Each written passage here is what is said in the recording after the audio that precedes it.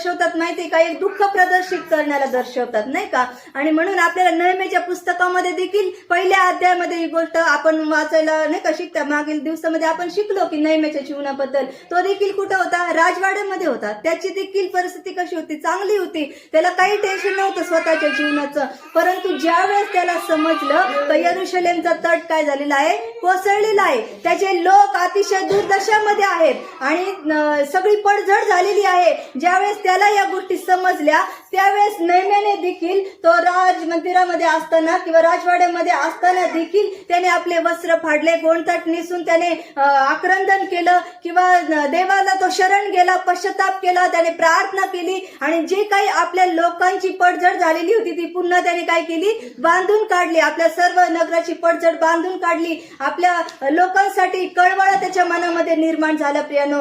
तसं ज्यावेळेस परमेश्वराने